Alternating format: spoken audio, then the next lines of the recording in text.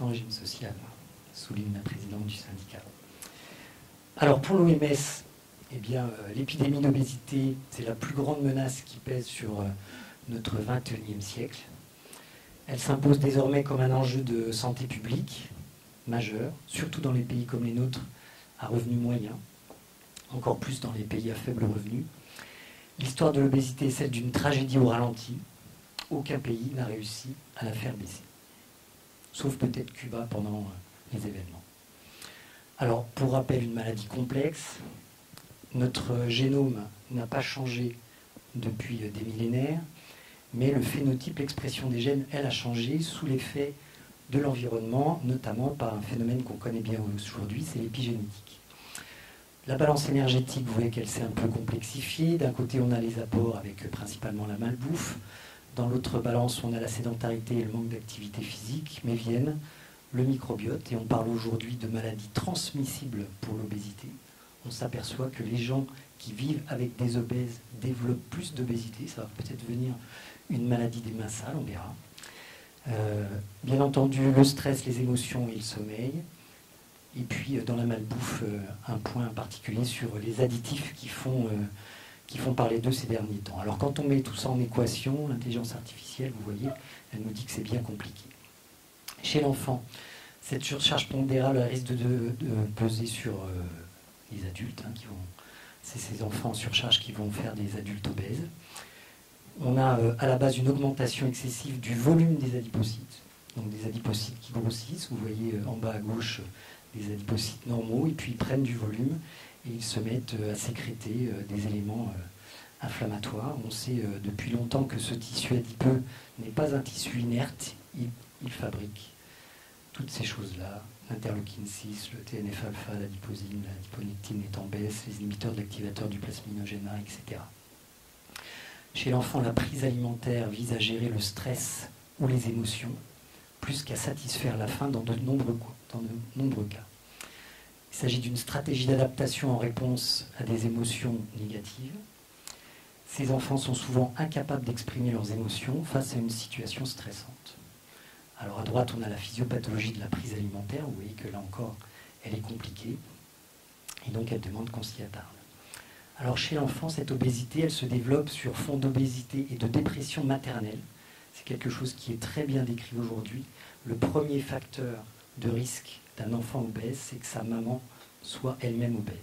Et puis plus récemment, tout récemment, vous voyez que c'est le dernier numéro en bas à droite qui le montre, c'est que 25% des jeunes mères font cette dépression du postpartum. Et cette dépression du postpartum, elle entraîne une moindre réceptivité des besoins cognitifs et émotionnels des enfants. Elle nuit au développement et la capacité d'autorégulation de l'enfant. Et puis ces enfants, ils vont reproduire les fluctuations d'appétit de leur maman. Donc, facteur de risque de suralimentation dite émotionnelle chez l'enfant et plus tard dans la vie, des troubles du comportement alimentaire. Chez l'adulte, l'obésité devient progressivement irréversible, avec une augmentation cette fois-ci du nombre d'adipocytes. Donc il ne gonfle plus, mais il se multiplie. Pourquoi? Parce que la localisation va changer. Vous connaissez bien ce graphe aujourd'hui. En haut à gauche, on a l'obésité, l'adiposité normale, tissu adipeux normal. Il augmente, il va être stocké en sous-cutané. Vous voyez que les organes ne sont pas touchés. Et puis quand le stockage sous-cutané est dépassé, eh bien, ce tissu adipeux va venir augmenter la graisse viscérale. Et enfin, les organes, principaux viscères, le cœur, le muscle, le rein, le pancréas, le foie, et entraîner des pathologies. Alors chez l'enfant, cette obésité, elle s'accompagne d'une mauvaise image de soi, de grossophobie, d'exclusion et parfois même d'échec scolaire. Chez l'adulte, vous connaissez bien le cortège des complications, les maladies cardiovasculaires, le diabète, le cancer, mais aussi aujourd'hui les maladies neurodégénératives, Alzheimer notamment, et puis là encore une image de soi perturbée. Donc il s'agit, c'est un des messages de ce soir, de diagnostiquer le plus tôt possible, dès l'enfance. C'est essentiel. Alors ce diagnostic, comment il est porté? C'est relativement simple, ce sont les recommandations de l'HAS. Il s'agit de mesurer et de peser les enfants, nos petits patients, de calculer l'IMC. Alors il faut utiliser une roulette spéciale. Si vous utilisez une roulette, la roulette adulte ne fonctionne pas chez l'enfant. Et puis cet IMC, il ne vous sert à rien si vous ne le reportez pas sur les courbes de corpulence qui sont différentes chez le garçon et chez la fille parce que la corpulence évolue différemment. Les filles sont toujours un peu plus en avance que les garçons. Donc les recommandations, c'est de faire ce rapport poids-taille et de le reporter 3 fois par an jusqu'à l'âge de 2 ans, puis 2 fois par an jusqu'à la majorité. Alors quand on regarde une courbe normale, l'IMC augmente la première année, c'est-à-dire que l'enfant grossit plus qu'il ne grandit. Il diminue ensuite jusqu'à la 6e année. Et puis à la 6e année, on a un rebond physiologique d'adiposité et qui va augmenter jusqu'à la fin de la croissance. Les anomalies, c'est juste le contraire. Si le rebond d'adiposité a lieu avant 6 ans, il faut s'inquiéter. Si on a une augmentation continue de l'IMC dès la naissance, il faut s'inquiéter. Et enfin, si on a une inclinaison anormale de la courbe vers le haut, il faut s'inquiéter. Alors en Nouvelle-Calédonie, on a des études de longue date. La première a été faite en médecine scolaire en 1999, puis vous savez que la médecine scolaire elle a eu un peu plus de mal en termes de financement à se développer. L'agence sanitaire avait pris la suite avec l'étude EpiSanté dès 2012, qui montrait qu'à l'âge de 6 ans, on avait 10% d'enfants en surpoids, 10% d'enfants obèses, qu'à 9 ans, on avait 15% d'enfants en surpoids, 15% obèses, et à 12 ans, on avait 20% d'enfants en surpoids et déjà 20% d'enfants souffrant d'obésité. On voit que la situation ne s'est pas améliorée sur l'étude suivante que l'agence sanitaire a menée en 2019, avec 11, 21 et 18% d'enfants obèses, toujours à 6, 9 et 12 ans. Et puis enfin, on voit que si cette obésité débute dès l'enfance, elle va s'accentuer tout au long de la vie sur le graphe en bas, avec ces tranches d'âge 18-25 ans, 25-45 et 45-65 ans. C'est devenu, cette obésité, cette surcharge pondérale, une priorité de santé pour la Nouvelle-Calédonie tout récemment. Ça date du 20 juillet 2023, ça a été voté au Congrès. Et puis, en face de ce problème majeur de santé publique, il va falloir mettre en place une stratégie qui se compose de 3 temps, classiquement, la prévention, l'accompagnement et le traitement. Alors cette prévention, c'est pas mon dada, donc je passe rapidement, mais elle va être soit individuelle, on va demander à l'individu de faire des choix sains, même si l'environnement est obésogène, avec une promotion de la santé, avec une amélioration de la littératie en santé.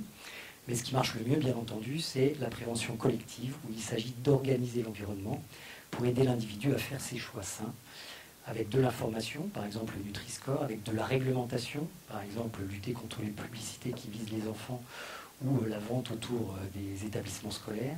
Ça peut être des subventions, notamment de la filière fruits et légumes, pour donner un exemple. Et enfin, dans les pires cas, aller jusqu'à la taxation quand on n'a pas réussi à dealer avec le monde économique. Donc taxation des boissons sucrées, taxation des aliments ultra transformés. Vous savez que cette taxe sucre, elle vient d'être votée en 2024 et être mise en place en septembre. Heureusement qu'elle est là, parce qu'elle finance aujourd'hui les programmes de prévention de l'agence sanitaire et elle va pouvoir remettre sur les rails la santé scolaire qui avait bien besoin d'un soutien financier. Alors c'est une taxe dite comportementale, elle a plusieurs vertus, vous savez qu'elle fait monter les prix, donc le consommateur consomme moins. Elle encourage les fabricants locaux à reformuler leurs prix puisqu'elle est indexée sur le taux de sucre dans les produits. Elle encourage les importateurs à faire de meilleurs choix d'importation puisque là encore c'est indexé. Et enfin, elle nous finance et c'est très bien. Deuxième temps, l'accompagnement, l'éducation thérapeutique. Pour rappel, un transfert des compétences des soignants vers nos petits patients, en l'occurrence les ados et les enfants. Donc il s'agit de stages qui sont déroulés aujourd'hui au centre d'éducation thérapeutique de l'agence sanitaire.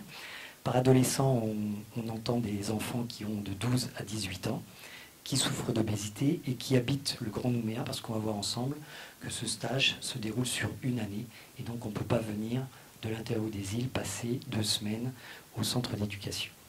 Alors le programme, c'est toujours, comme on en a l'habitude, une approche de groupe pour favoriser l'engagement, suivi d'un accompagnement individuel pour personnaliser cette éducation thérapeutique, avec la particularité chez les adolescents de ce soutien à la parentalité, où il s'agit d'aider les familles à enseigner à leurs enfants à gérer leurs émotions, et puis amener à la maison une dynamique de changement thérapeutique durable. Alors les objectifs, c'est de recruter, on compte sur vous, des groupes d'adolescents pendant les vacances scolaires. Il y a 5 périodes dans l'année de 2 semaines. On essaie de rassembler des groupes de 8 à 10 patients, 10 adolescents. L'objectif, c'est d'améliorer la santé globale, même si on vise une amélioration de la silhouette, le mode de vie et la qualité de vie. Il s'agit d'intégrer des compétences auxquelles l'adolescent pourra avoir recours en dehors du contexte du stage, notamment encourager la pratique d'une activité physique adaptée quotidienne, promouvoir une alimentation équilibrée et adaptée aux besoins de l'adolescent, améliorer l'estime de soi, le bien-être mental, le sommeil. Et donc il s'agit de former les familles à ce soutien actif et durable. Alors la cible, je vous le disais, ce sont les enfants de 12 à 18 ans, obèses. Donc obèses sur les courbes, c'est la ligne qui est ici, qui correspondrait chez l'adulte à un IMC à 30. Au-dessus, on a la courbe de 35, et là, on a la limite de la normale avec le simple surpoids. Ces adolescents que vous nous enverriez, on aimerait qu'ils soient motivés. Parfois, les parents font la surprise à leurs enfants en nous les amenant, et donc l'enfant découvre, en arrivant au centre d'éducation, qu'il va participer à un stage, alors qu'il pensait qu'il allait aller à McDo. Et bien entendu, des gens du Grand Nouméa, comme on l'a dit précédemment. Alors le recrutement, c'est d'abord du repérage sur ces courbes de corpulence. Donc tout le monde peut le faire, ce repérage, le médecin traitant, l'infirmière scolaire ou tout professionnel de santé qui sait manier la roulette et qui a déjà rempli un carnet de santé. Toutes les mamans savent le faire, donc tout professionnel de santé peut nous adresser ces petits patients. Alors ce programme, il prend la forme d'un stage, il se déroule dans le cadre d'un accompagnement qui dure dans le temps, environ 1 an. On commence comme toujours en éducation thérapeutique, par un bilan éducatif partagé avec des objectifs individualisés. On poursuit avec des activités de groupe, 9 ateliers sur 3 après-midi, et puis suit un suivi individuel qui est planifié avec chaque membre de l'équipe qui est multidisciplinaire. Donc dans l'équipe, on a bien entendu une psychologue, on a beaucoup parlé de la gestion des émotions, donc elle va travailler sur l'estime de soi et sur les émotions. La diététicienne va réaliser l'éducation nutritionnelle et la planification des repas. Le prof d'APA va planifier l'activité physique adaptée au quotidien. L'infirmière va s'occuper plutôt de l'hygiène et de la qualité de vie. Et puis moi, je fais l'évaluation médicale derrière. Donc vous voyez ces 3 après-midi avec 3 séquences de 3 quarts d'heure à chaque fois. Donc le premier jour, c'est un mardi après-midi. On commence par qu'est-ce que c'est que la santé, globalement. On enchaîne avec une table ronde qui est animée par la psychologue. Puis on parle gestion du stress et des émotions. Le lendemain, alimentation équilibrée avec un soutien aux parents. Donc c'est un atelier qui est déroulé pour les parents. Activité physique adaptée et sédentarité menée par le prof d'activité physique. On travaille ensuite sur l'image de soi et l'estime de soi. Et le 3e jour, on parle alimentation pleine conscience avec les ados. On parle des bienfaits de l'activité physique adaptée et on leur enseigne des techniques de relaxation. Dans le suivi individuel, chaque membre de l'équipe va travailler à son rythme en fonction des disponibilités de l'adolescent et du rythme des apprentissages. On se fixe 12 mois, mais ça peut être moins, ça peut être un peu plus, bien entendu. À l'issue du stage, on réalise une synthèse multidisciplinaire et puis un bilan est formalisé avec l'adolescent et au moins un des parents. Ce bilan, il est remis en main propre à la famille ainsi qu'aux professionnels de santé adresseurs. Donc on vous encourage à nous envoyer vos petits patients. Et il y a des brochures sur la table du fond. Toujours dans l'actualité, on parle de l'accompagnement médicamenteux. Alors on assiste à un bouleversement de l'approche qui est à la fois clinique, économique et sociale de la maladie, qui oblige à une redéfinition de l'obésité pour permettre d'ouvrir au remboursement de ces nouveaux médicaments analogues du GLP-1. Avec, vous le voyez, une parution dans le Lancet qui date de la mi-janvier. Et donc on va détailler ça. Donc pourquoi redéfinir l'obésité ? Eh bien parce que l'IMC ne permet pas de faire la distinction entre la masse grasse et la masse musculaire, ni d'identifier les altérations fonctionnelles des organes. Et donc le diagnostic doit se faire en 2 temps. Donc c'est des rappels, c'est ce que vous faisiez déjà, on va le voir ensemble. Donc il faut d'abord confirmer l'excès de masse grasse avec plusieurs critères. Soit on utilise une mesure directe avec l'appareil DEXA, un scan ou une bioimpédance mètre, soit on utilise des critères anthropométriques en complément de l'IMC. Ça peut être le tour de taille, le rapport tour de taille sur tour de hanche, ou bien le rapport taille sur tour de taille. On peut utiliser ces 3 rapports, celui avec lequel vous êtes le plus à l'aise.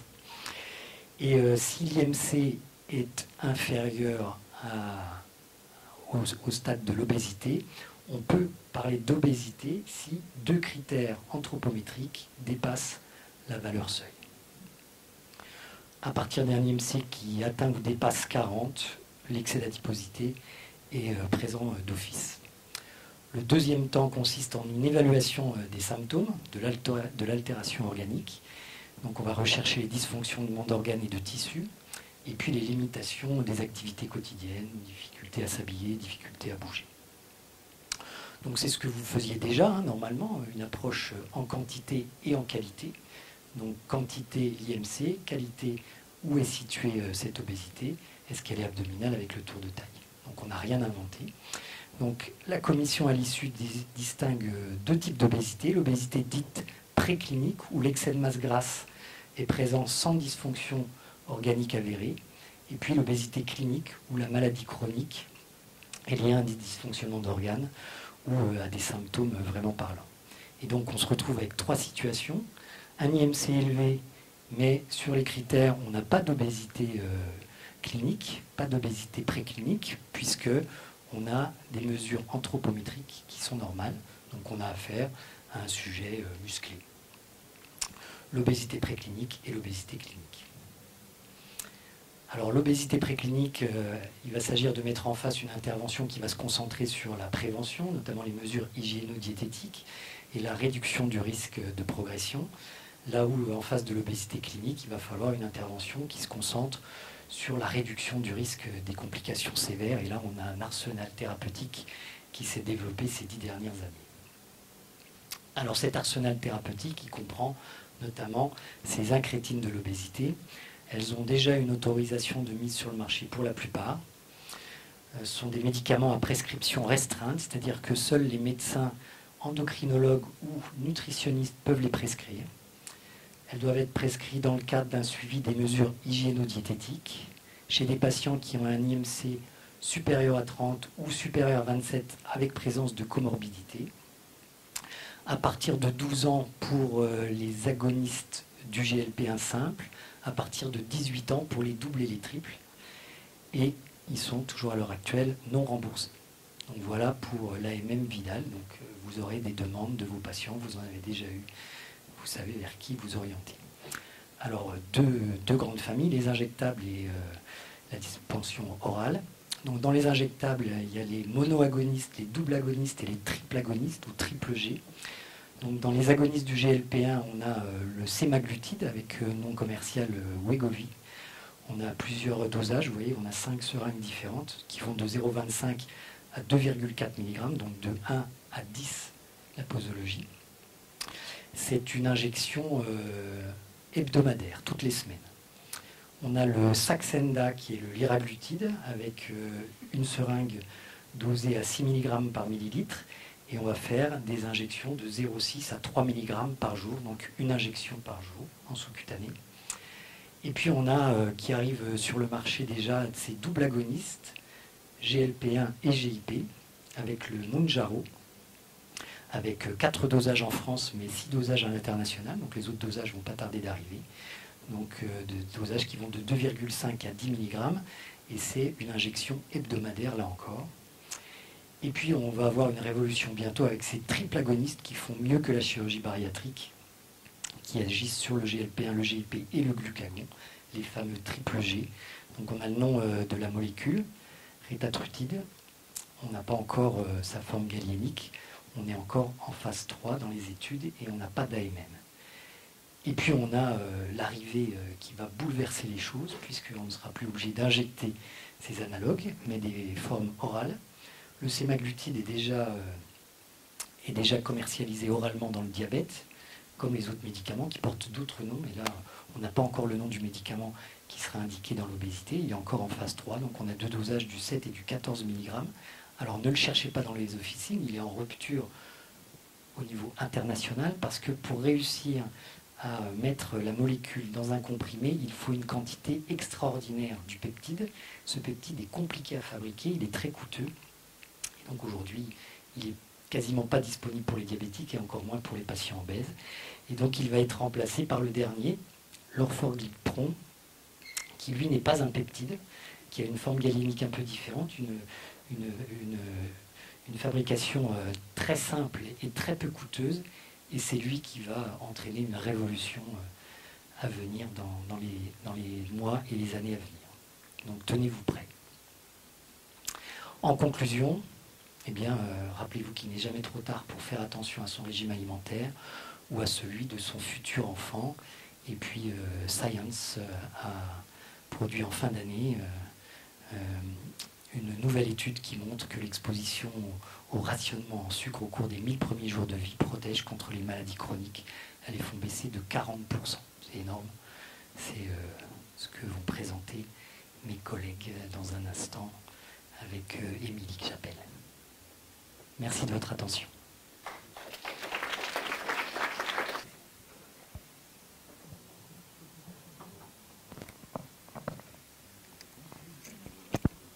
Merci Dominique pour cette belle entrée en matière.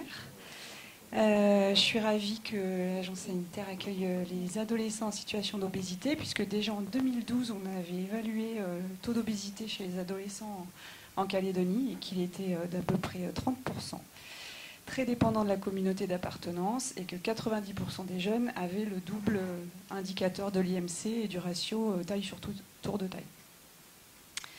Alors, moi, je vais vous parler vraiment très très brièvement des 1000 premiers jours. Je vais surtout introduire ces 3 jeunes femmes qui ont énormément travaillé pour pouvoir mettre à disposition des professionnels de santé et aussi du grand public, puisque c'est bien eux qui sont visés, les nouvelles recommandations de l'ANSES sur la diversification alimentaire, sur l'alimentation du tout jeune enfant. Et puis, il y a également une recommandation, enfin une fiche de recommandation qui a été créée sur l'alimentation pendant la grossesse. Alors, pourquoi ce projet a été... je suis Hélène Pichot, pardon, du gouvernement, et je vous présente Ingrid Juré de la DEPAS, Émilie Simonet de l'Agence sanitaire et sociale et Caroline Fulchiron de l'Agence sanitaire et sociale. Donc pourquoi ce projet? Parce qu'en fait, des nouvelles recommandations sont sorties en 2019 et on avait été relativement attentifs au niveau de l'Agence sanitaire et sociale. C'était la pleine période du Covid, mais nos diététiciennes étaient à l'affût. Elles nous ont tout de suite dit « Ah, attention, on n'a rien sur le territoire qui bouge », alors qu'il y a vraiment des recommandations qui vont être importantes et qui vont nous faciliter la vie dans la toute petite enfance pour les enfants de Calédonie. En 2021, les professionnels de santé, notamment de la PMI de Montravel, mais aussi les professionnels du Nord qui font de la PMI, nous ont demandé de mettre ces recommandations dans les fameuses vieilles fiches DAS, je ne sais pas si vous les avez connues, qui traînaient encore un peu dans les dispensaires et qui étaient très appréciées des professionnels et des usagers, mais qui étaient vieillottes. Donc on s'est mis au travail. Dans le cadre, elles sont au fond. Ah oui, les vieilles fiches DAS. On s'est mis au travail, notamment parce qu'à partir de 2022, le gouvernement a adhéré à la stratégie nationale 1000 premiers jours de vie. Les 1000 premiers jours, c'est la grossesse jusqu'à la fin des 2 ans de l'enfant. Et donc, on a organisé des réunions avec des professionnels du libéral, du public, de plusieurs disciplines différentes, pour que les recommandations qu'on allait inscrire dans ces nouvelles fiches soient adaptées au terrain, adaptées au contexte calédonien, mais aussi très ancrées par rapport aux recommandations scientifiques qui avaient été données et ne pas transiger. Et on s'est aussi appuyé sur la communauté du Pacifique, la CPS, qui avait déjà fait ce travail pour la Polynésie, mais pas sous la même forme, et sous une forme qui nous paraissait un peu compliquée, avec un tableau à suivre, alors que nous, il nous fallait vraiment un outil très très simple, voire simpliste, mais vraiment pour pouvoir vulgariser le message. Donc ça y est, ces fiches sont à disposition. Vous allez pouvoir partir avec un petit kit après la présentation si cela vous intéresse. Il y a 10 fiches, donc une sur la grossesse, 2 sur le lait, l'allaitement et le biberon, et les autres fiches sont sur l'alimentation pas à pas, de 4 mois jusqu'à 3 ans, et avec des fiches recettes également. Et très important, on a fait une fiche sur les aliments à éviter, parce que c'est toujours quelque chose qui est glissé. On voit des petits dessins qui sont faits après. Attention les soupes chinoises, attention le lait entier tous les jours. Et donc là, on a fait en sorte que les choses qui ne sont pas indiquées pour les enfants soient clairement vues des parents. Juste pour vous dire que la Nouvelle-Calédonie, elle travaille aussi au niveau régional, puisqu'elle fait partie de la délégation, elle fait partie du conseil régional de l'OMS et elle participe au réseau Pacific Eco, qui est le Pacific Ending Childhood Obesity. Donc il y a plusieurs recommandations qui font partie de ce réseau, notamment la taxe sucre qui a été adoptée, on est ravis. Et donc pour vous dire que tout ce qu'on fait dans notre quotidien, que ce soit en santé publique, que ce soit en clinique, c'est quand même collecté, c'est vu, c'est remonté, et puis c'est confronté avec ce que font les pays voisins, qu'on n'a pas vraiment à envier, parce que les lobbies, il y en a partout. D'autres territoires ont moins de moyens. Et ce qui reste vraiment la force du territoire encore, pour quelque temps j'espère, c'est vraiment l'implication des professionnels. Ce qui m'amène à vous dire que très bientôt je lancerai un travail de révision du carnet de santé calédonien, qui est déjà formidable, mais comme des nouvelles parutions, intégrations ont été faites dans le carnet métropolitain, notamment sur les troubles du neurodéveloppement, je solliciterai via les syndicats, les ordres, votre avis sur cet outil qui est encore un outil très très très chéri par les familles et qui est vraiment un outil précieux parce que c'est notamment le seul outil dans lequel on a le carnet de vaccination de l'enfant pour l'instant, jusqu'à ce que bientôt on numérise tout ça. Voilà, merci.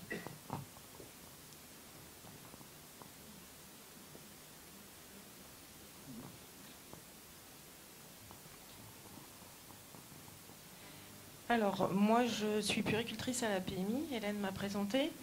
Je voulais vous faire part, à travers cette vignette diapo, des problématiques rencontrées au départ, notamment par les professionnels.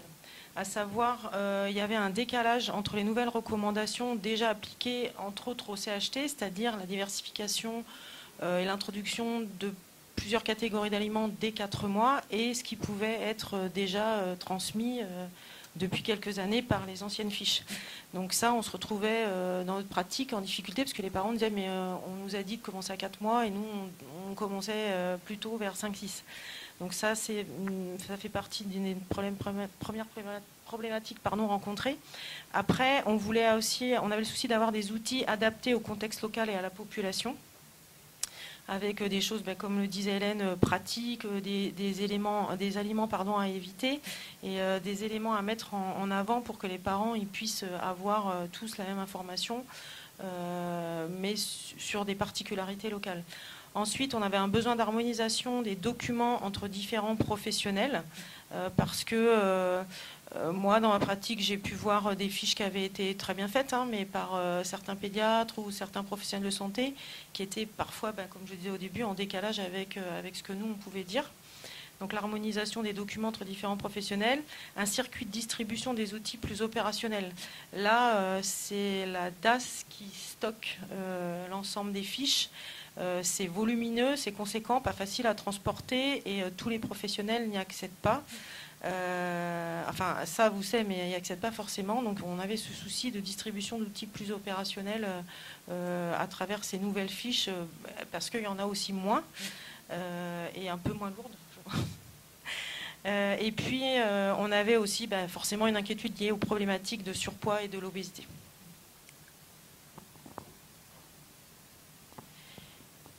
Et concernant les problématiques rencontrées au niveau des parents, ce qu'on a pu nous constater dans nos pratiques, c'est des confusions sur les recommandations. Comme je vous le disais, pour les professionnels, les parents nous disaient c'est 4, c'est 5, c'est 6, on ne sait plus trop. L'avantage, c'est qu'on voyait, moi qui suis une ancienne puéricultrice de PMI, que le début de la diversification se retardait un petit peu, malgré tout, parce qu'il y a quelques années, on avait des enfants qui étaient diversifiés à 2 ou 3 mois. Donc, confusion des recommandations, une méconnaissance des besoins alimentaires et des catégories d'aliments, et confusion des aliments sur les aliments recommandés.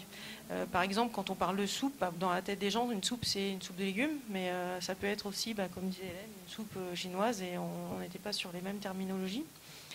Une préférence pour certains aliments, voire le petit texte qui est noté là. Choisissent choisissent des aliments. Voilà, c'est ça. Donc plus facile à conserver, moins coûteux, qui tiennent au corps en quantité excessive, pas assez variée, des recettes inadaptées à l'âge de bébé, avec trop de gras, trop de sel, trop de sauce. Donc ça, c'est vrai que c'est des choses qu'on constate nous régulièrement, où les parents ne pensent pas qu'il y a autant de sel ou de sucre dans un aliment qu'ils vont donner à leur bébé à partir de 6-7 mois. Et puis, et pour finir, les quantités inadaptées à l'âge du bébé, les ajouts de sauce pour donner du goût, par exemple. Tout ça, c'est des choses aussi pareilles qu'on peut constater dans notre pratique, où les parents remplissent 2 fois la quantité dans l'assiette, parce que l'enfant a faim, il aime bien, il adore ce qu'on a préparé, sauf qu'en termes de quantité, quand on est au-dessus, l'enfant grossit, et après, il faut pouvoir ajuster derrière, et c'est pas facile. Voilà pour les parents. Je passe le micro. Bonsoir. Alors, moi, je vais vous présenter les nouvelles recommandations qui datent, enfin, elles sont nouvelles, mais elles datent déjà de 2021. Et je ferai un petit parallèle avec les anciennes recommandations. Donc là, au niveau du démarrage de la diversification, dans les nouvelles recommandations, ils recommandent de commencer entre 4 et 6 mois. Avant, on recommandait d'attendre les 6 mois. Donc, ce qui est sûr, c'est qu'il y a une bonne fenêtre entre 4 et 6, mais il ne faut pas attendre que l'enfant ait 6 mois pour démarrer, enfin, après les 6 mois. Parce que le lait, finalement, qu'il soit maternel ou le lait infantile, ne va pas être suffisant pour combler les besoins de l'enfant. Donc, vraiment, il y a une bonne fenêtre pour démarrer entre 4 et 6 mois. Là, c'est au choix des parents. C'est vraiment quand l'enfant il est prêt, mais entre 4 et 6 mois. Pas avant 4 mois, pas après 6 mois. Au niveau des groupes d'aliments. Donc avant, on recommandait une introduction progressive des aliments et surtout dans un ordre particulier, à savoir de commencer par les légumes, les fruits et ensuite progressivement les autres groupes d'aliments. Donc là, les nouvelles recommandations, il n'y a plus d'ordre. On peut commencer dès le début, si on veut commencer par du poisson, c'est vrai que nous, ça peut nous choquer, mais on peut commencer par n'importe quel groupe d'aliments dès le début. Alors, vous le verrez par la suite, nous ici, au niveau local, on a fait le choix de ne pas forcément suivre cette recommandation-là et de rester sur l'ancienne recommandation, à savoir de rester sur commencer l'introduction par les légumes et les fruits. Parce que finalement, ce que constatent les professionnels de terrain, c'est que les parents ils vont peut-être choisir la facilité et commencer à introduire avec des tubercules, par exemple, ou des pommes de terre, ou du riz, et ils vont laisser un petit peu de côté les légumes, par exemple. Donc, on va rester sur cette précédente recommandation de commencer par les légumes et les fruits, et ensuite, on peut introduire beaucoup plus rapidement, finalement, les autres groupes d'aliments. Au niveau des allergènes aussi, là, il y a une nouveauté. Avant, on disait qu'il fallait attendre jusqu'à 1 an pour introduire les allergènes, surtout si l'enfant était à risque d'allergie, s'il y avait des parents allergiques, par exemple, dans la famille. On recommandait de les attendre jusqu'à 1 an, voire plus, en tous les cas, si l'enfant était à risque. Là, il n'y a plus d'attente. On considère qu'on peut, dès les 4 mois, dès le début de la diversification, les introduire, que ce soit les arachides, les fruits à coque, alors bien sûr pas entiers, ce sera toujours sous des formes adaptées en poudre, mais pareil pour le gluten, pareil pour les œufs, pareil pour les fruits à risque d'allergie. Voilà, il n'y a vraiment plus de délai à attendre. Finalement, ce qui a été constaté, c'est que plus on allait commencer tôt, meilleure serait la tolérance, finalement. D'où cette recommandation de commencer dès 4 mois. Au niveau des textures aussi, là, au niveau de l'évolution des textures, donc c'est une évolution graduelle, donc purée lisse, puis ensuite purée grossière, on va dire, avec des grumeaux, et ensuite les morceaux. Alors qu'avant, la texture lisse, on recommandait de la prolonger jusqu'à 8, voire 10 mois, et même d'introduire assez tardivement les morceaux à partir de 1 an. Donc là, dans ces nouvelles recommandations, l'évolution des textures, elle se fait plus rapidement, finalement. Et on insiste surtout sur le fait que, même si l'enfant n'a pas de dents, on peut lui donner des morceaux. On peut commencer déjà, enfin des morceaux, en tout cas, faire évoluer les textures, même si l'enfant n'a pas de dents. C'est aussi ça, c'est aussi l'évolution des textures qui va faire qu'il va améliorer ses capacités de mastication. Au niveau des matières grasses, donc là, ils insistent dans les nouvelles recommandations sur l'ajout systématique aux préparations maison des matières grasses.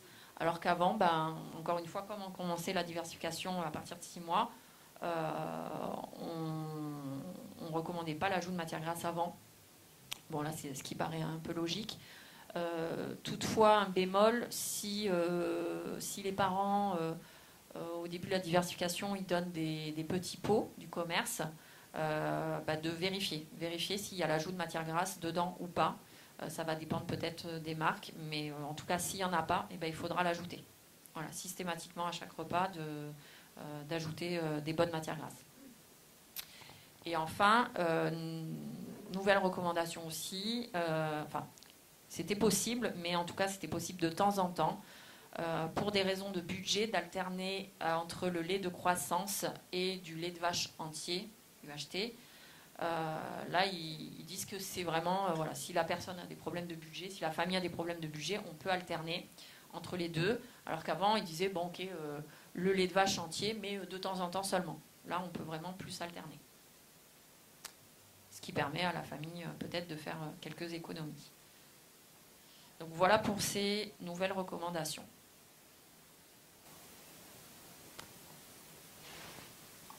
Alors moi je vais poursuivre avec la présentation des fiches. On en a 10. Je vais commencer, vous les aurez, donc vous pourrez après les regarder plus posément. Concernant le bien manger pendant ma grossesse. Donc on a fait d'abord des rappels sur l'importance d'un bon rythme alimentaire plus visuel, d'assiette équilibrée. Ça c'est des choses qui étaient déjà actées, mais on l'a remis. Pour ne pas oublier que l'assiette équilibrée, elle est, comme vous le voyez sur le visuel, partagée en 3. On a mis aussi des pictogrammes avec les aliments à privilégier et à éviter, parce que effectivement, il y a quand même des choses que les gens mangent sans vraiment savoir qu'il peut y avoir des conséquences. Dans notre pratique, on l'entend. Donc, on a eu envie de remettre ça, les aliments à éviter. Ensuite, les conseils sur l'hygiène et la prévention des risques d'intoxication, avec les aliments qui risquent sur la première fiche de provoquer ce genre de problème. Et au dos de la fiche, on a eu envie quand même de rappeler que l'alimentation, ça va aussi prendre soin de soi, évidemment. Donc sur le maintien d'une activité physique régulière, la maîtrise de la prise de poids, parce que la grossesse on peut perdre mais on en prend souvent beaucoup. Et on a donné des conseils aussi pour adapter l'alimentation en cas de reflux, avec des petites choses très pratiques, non médicamenteuses, qui peuvent être faciles à réaliser à la maison, sur les reflux et la constipation entre autres. Et un visuel d'alerte sur la suppression des toxiques, parce que malheureusement il y a encore... en tout cas dans la population qu'on peut voir à la PMI, trop de femmes qui consomment ces 4 produits, tabac, alcool, cannabis, cava, soit en couplé, soit seul, mais dans tous les cas, c'est quelque chose qui est interdit. Voilà pour le visuel sur la femme enceinte. Oui, c'est vrai, c'est une fiche qui a été créée, elle n'existait pas avant. On avait d'autres fiches sur l'hygiène bucco-dentaire, sur d'autres choses, mais sur le bien manger pendant ma grossesse, elle n'existait pas. Donc c'est une nouvelle fiche, ça. Oui, parce que les 1000 premiers jours, ça commence à la conception jusqu'aux 2 ans de l'enfant. Ensuite, concernant la fiche sur l'allaitement, on a repris une majorité de ce qui était déjà fait dans les fiches d'avant, c'est-à-dire la richesse qu'est le lait maternel dans sa composition, avec les avantages que ça représente. On a aussi mis, vous voyez, un visuel assez clair pour identifier si l'allaitement est efficace, pour que l'allaitement se fasse dès les premiers signes d'éveil. Les recommandations en termes d'allaitement maternel de l'OMS, c'est 0,6 mois, un allaitement exclusif dans la mesure du possible. Ensuite, on a mis un encart sur les difficultés possiblement rencontrées au cours de l'allaitement et qu'il ne faut pas hésiter à se faire accompagner, parce que mieux l'allaitement fonctionne ou marche, et j'ai envie de dire ça comme ça, mieux l'enfant est nourri. Et les avantages il a. Ensuite, au verso, pareil, on a repris des petits conseils sur l'alimentation et l'hydratation des mamans, avec les encarts sur l'importance de l'accompagnement et le soutien par des proches, Et puis, un rappel sur les toxiques, encore une fois, à éviter, au même titre que pendant la grossesse, les 4 produits sont à éviter, évidemment, pendant l'allaitement. On a rappelé une partie de l'importance des différentes positions pour allaiter, notamment en cas de douleur, l'importance de bien se positionner, d'être dans un environnement calme. Tout ça, pareil, hein, mais à partir du moment où la femme est dans les meilleures conditions pour allaiter, elle nourrit mieux son enfant et l'allaitement dure plus longtemps.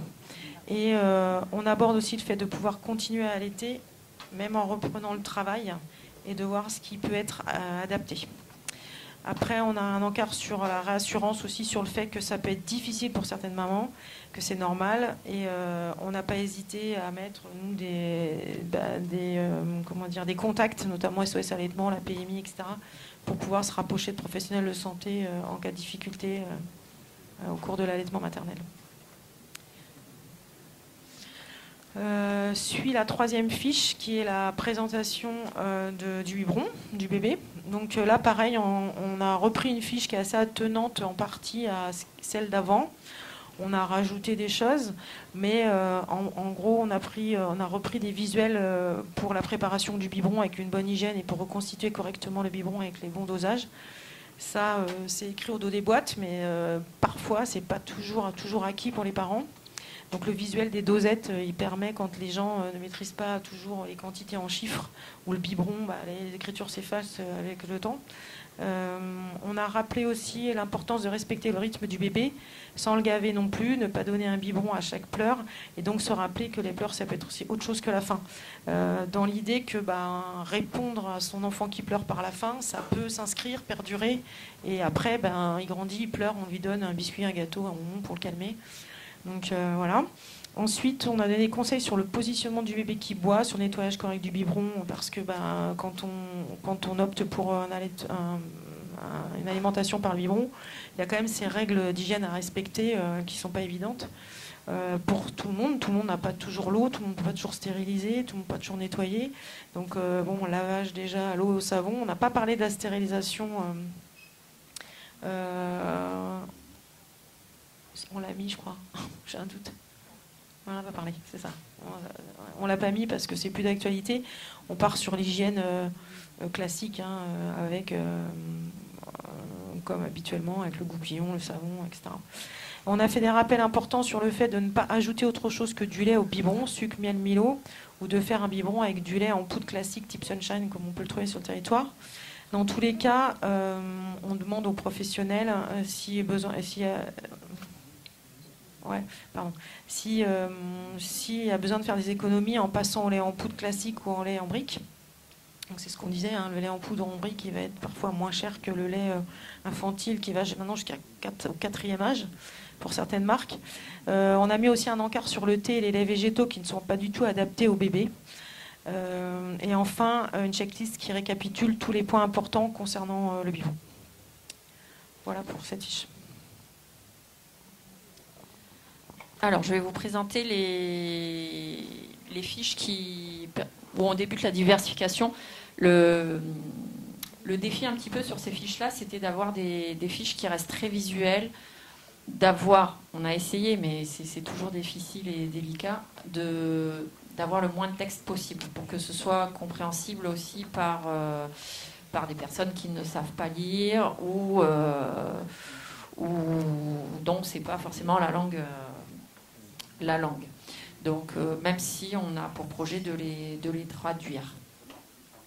Alors, pour le 4-6 mois, on insiste surtout sur le fait qu'il ne s'agit pas de remplacer le lait maternel ou le lait infantile par des aliments. D'accord ? Ça reste vraiment la base. Et on insiste surtout sur le fait que c'est une phase de découverte, de faire goûter aux enfants et pas de faire manger. D'accord ? Le lait reste vraiment l'aliment principal. On va faire des petits rappels aussi sur le fait de ne pas forcer un enfant à finir. On est là, il goûte, il va commencer à découvrir les goûts et surtout de ne pas hésiter à reproposer plusieurs fois. D'accord ? Il faut souvent 10 fois minimum avant qu'un enfant il puisse accepter un aliment qui, à première vue, quand il le goûte la première fois, il ne va pas aimer, mais il faut lui reproposer. Et que les goûts ils vont évoluer avec l'âge.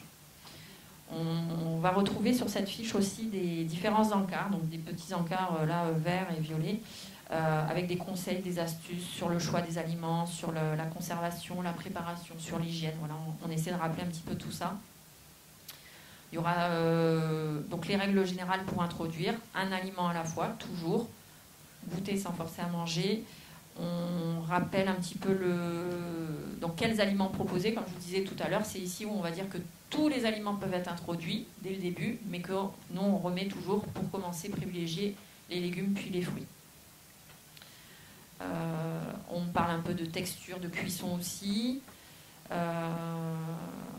On rappelle aussi, ça vous allez le voir sur les trois fiches, les trois tranches d'âge de diversification, que de 0 à 3 ans, il y a un petit pictogramme en haut à droite avec 0-3 ans, 0 écran. Ça, on le rappelle parce qu'on a bien sûr, même avant les 4 mois, des bébés qui sont là avec leur biberon, avec un téléphone devant. Enfin, voilà. Donc là, on insiste beaucoup là-dessus. Au verso, donc on va retrouver un tableau, un exemple d'introduction, de diversification, introduction sur 3 semaines.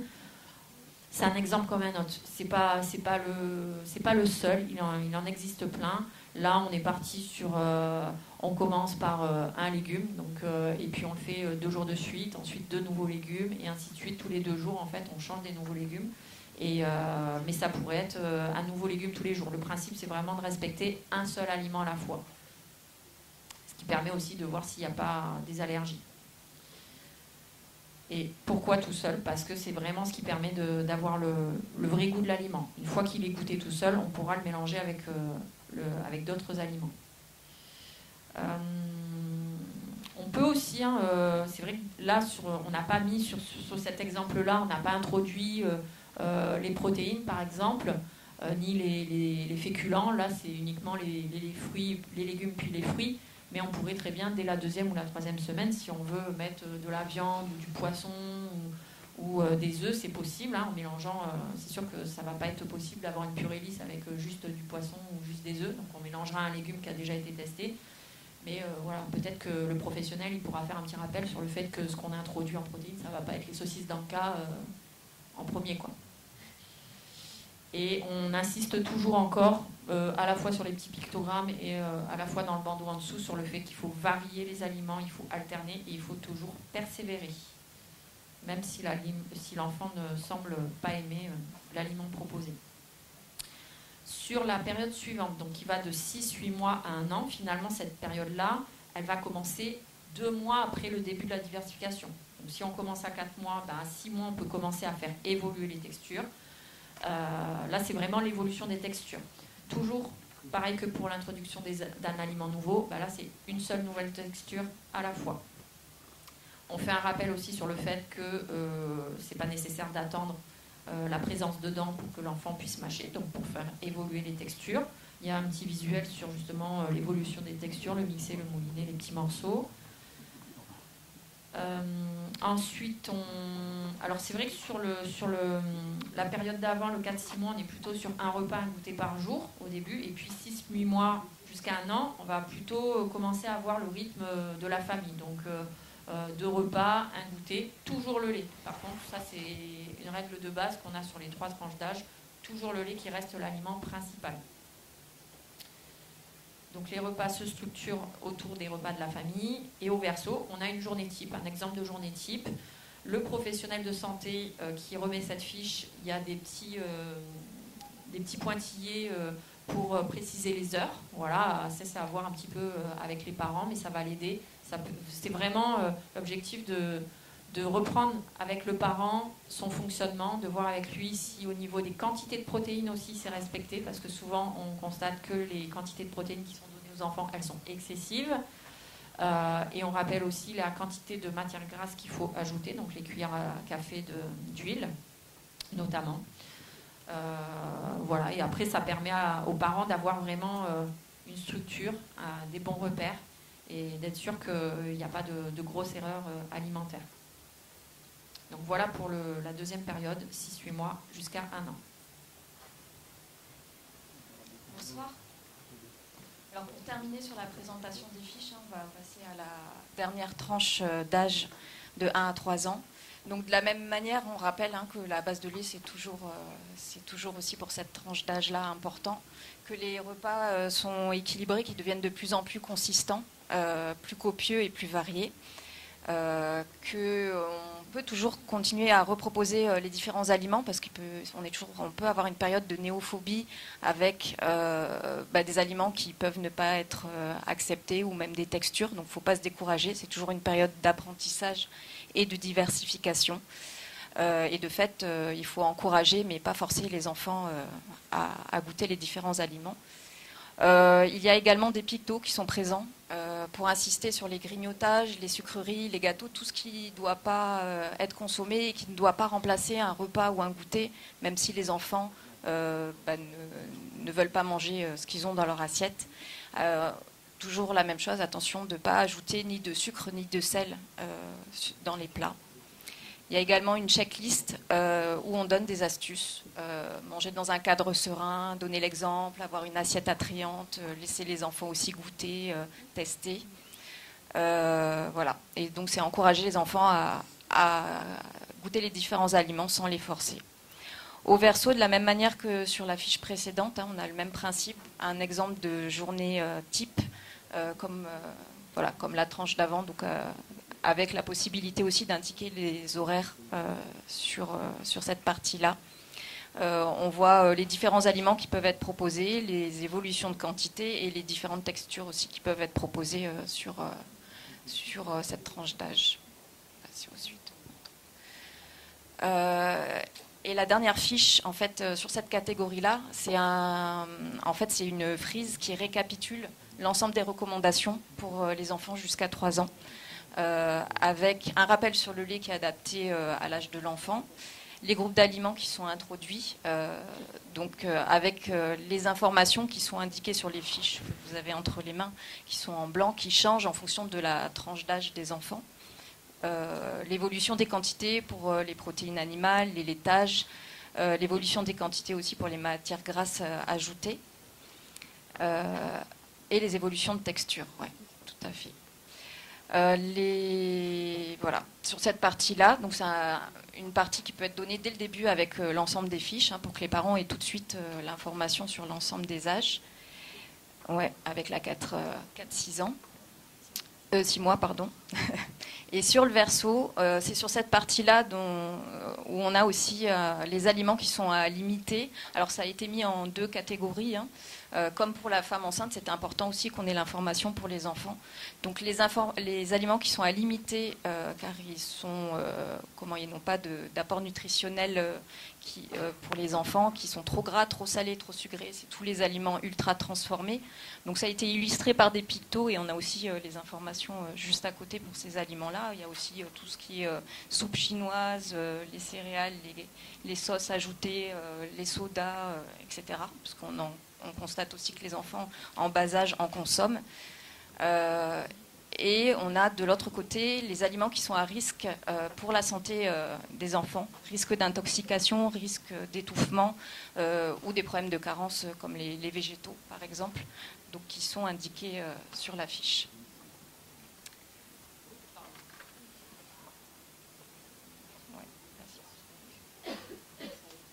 Et pour accompagner donc ces différentes recommandations, il y a aussi 3 fiches recettes qui sont proposées pour les différentes tranches d'âge, dans la mesure du possible, avec des recettes qui sont adaptées à des petits budgets.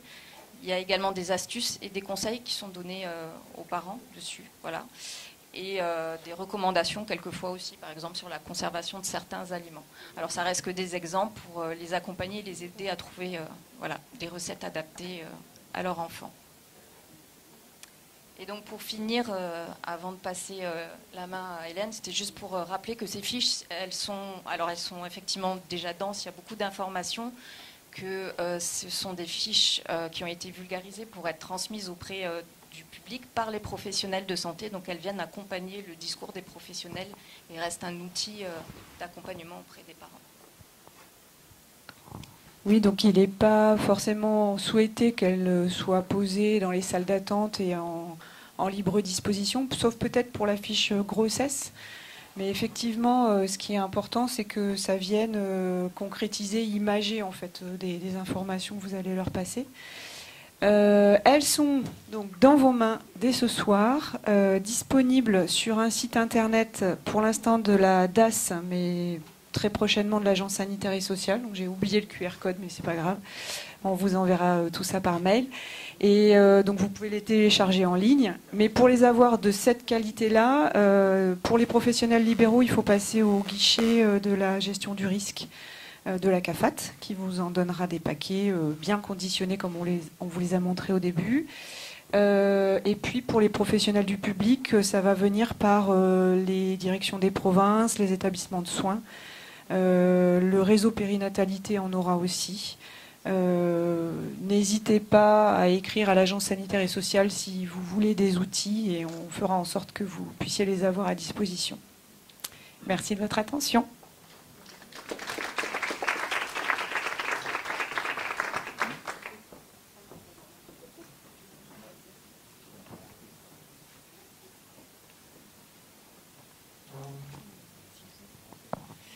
Merci Hélène, Émilie, Caroline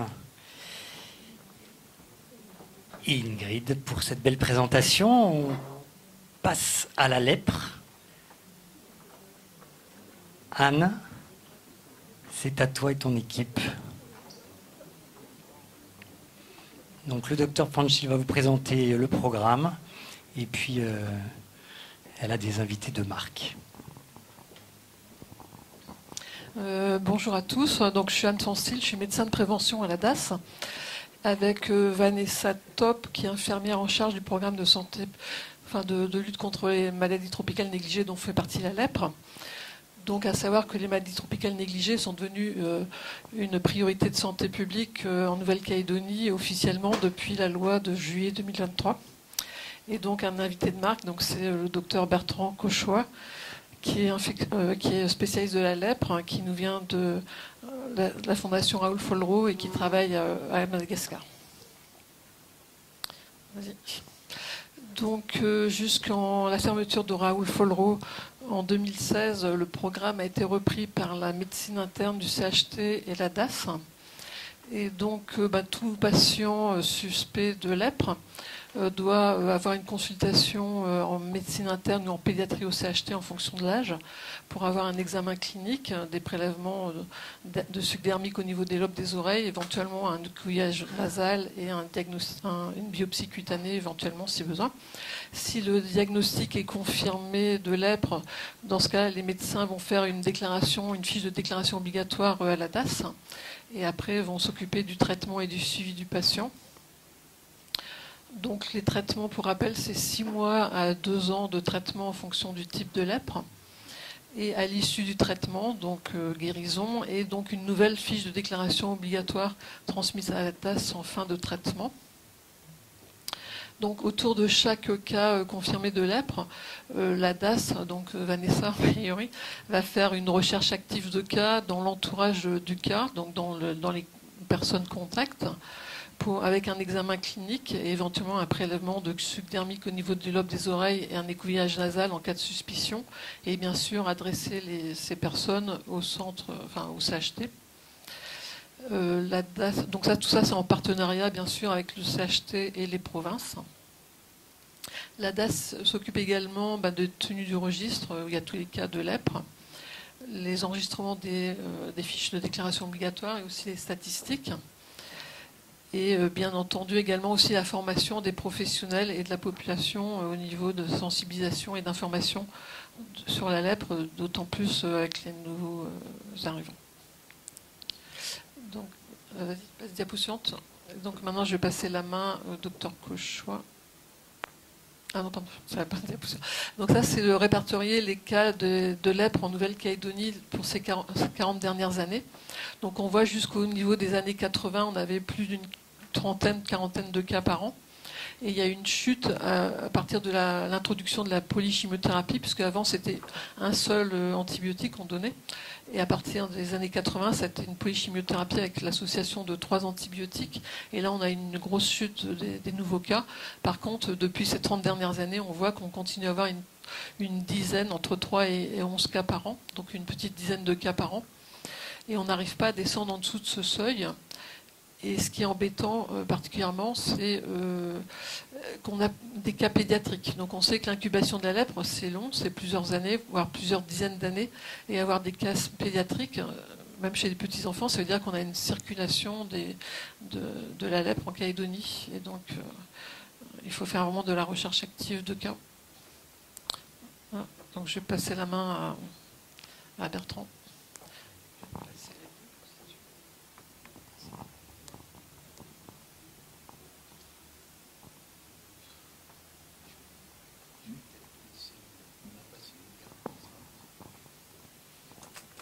Rebonjour à tous. Voilà, on m'a présenté. Donc moi, je suis le docteur Cauchois. J'ai travaillé pendant des années sur sida et tuberculose, et depuis une quinzaine d'années, le pont entre les mycobactéries m'a fait passer à la lutte contre la lèpre. La lèpre est classée par l'OMS dans les maladies négligées, ces maladies qui sont encore présentes dans la plupart des pays dits en développement. Et pour moi, c'est un plaisir de venir travailler en Calédonie, où la lèpre est une priorité de santé publique de la DAS, même si les choses ne sont pas faciles. Voilà, donc la lèpre, bon, c'est une maladie ancestrale qui a toujours été perçue comme une maladie du rejet, de la honte. Et sur cet exemple, on voit différents exemples. Le premier, c'est que sur des squelettes très anciens, on retrouve avec la PCR maintenant la présence de signes de lèpre. L'image de droite, c'est l'image du lépreux qui devait agiter une crécelle sur son passage, parce qu'il ne fallait surtout pas qu'il soit en contact avec la population.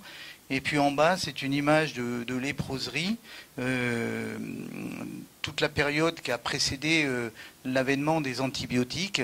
On n'avait malheureusement pas d'autre choix que d'isoler les malades.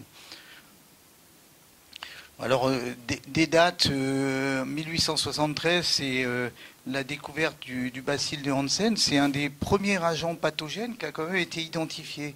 La lèpre est aujourd'hui un peu oubliée, mais au niveau de la découverte de l'agent pathogène, c'est une des premières découvertes. Ensuite, dans les années 50, ça a été la vraie progression sur la lèpre, c'est l'avènement des premiers antibiotiques, les sulfones. Et puis, la lèpre a la particularité, contrairement à la tuberculose, d'être une mycobactérie qui ne se cultive pas. Et donc, en 1960, on a commencé à mettre au point des techniques d'inoculation à la souris pour pouvoir surveiller justement l'efficacité des antibiotiques et les résistances. Bien que ça reste une maladie à transmission essentiellement interhumaine, on a identifié en 1971, notamment aux États-Unis, l'implication d'une zoonose à travers le tatou, dit tatou à 9 bandes. Et les cas de lèpre qu'on rencontre dans le sud des États-Unis sont souvent avec une transmission par le tatou. Enfin, plus près de nous, en 2001, Seward Cole, qui était encore récemment le directeur des Instituts Pasteur, a identifié le séquençage du génome. Et ça, c'est des ouvertures essentielles aujourd'hui, notamment pour travailler sur la PCR et le suivi des résistances. Derrière la dapsone, qui a été introduite dans les années 50, en 1980, on a commencé à faire des associations d'antibiotiques, ce qui a tout changé, puisqu'on a introduit un antibiotique bactéricide, la rifampicine, associé avec d'autres antibiotiques pour éviter les résistances. Donc tout a changé depuis les années 80. Au niveau mondial, la lèpre, en gros, c'est 200 000 cas qui sont dépistés chaque année. Il ne faut pas se leurrer, c'est la face émergée de l'iceberg. Il y a beaucoup de cas qui sont oubliés. Pourquoi ? Parce qu'on touche de plus en plus des pays où le système de santé n'est pas performant, et en fin de compte, on a un sous-dépistage par un mauvais ressenti de morbidité des malades à des stades débutants de la maladie, et surtout par une inconstance des systèmes de santé. Les pays les plus touchés au monde sont l'Inde, qui représente largement plus de la moitié des cas au niveau mondial. Les autres pays sont l'Indonésie, le Brésil, et bien sûr l'Afrique, dont Madagascar, où je travaille actuellement. La courbe en haut montre une dégringolade au moment au moment du Covid, et beaucoup ont crié victoire en disant bon, ça va, c'est une coïncidence, pas une coïncidence, ça remonte, on va retourner à 200 000 cas, et 200 000 cas, ça montre quand même que l'influence d'un système de santé perturbé influe directement sur cette maladie, et aujourd'hui, c'est difficile de penser qu'il n'y a pas au moins 300 ou 400 000 cas à dépister chaque année. Le problème de la lèpre, c'est un diagnostic tardif parce qu'au stade débutant, ce n'est pas une maladie où il y a un ressenti de morbidité. Au stade débutant, on y viendra, c'est une simple tache sur la peau et beaucoup de gens, peut-être ici c'est un petit peu différent, mais moi dans les pays où je travaille notamment au Tchad, au Burkina Faso, à Madagascar, la tache simple sur la peau, ça n'intéresse pas grand monde.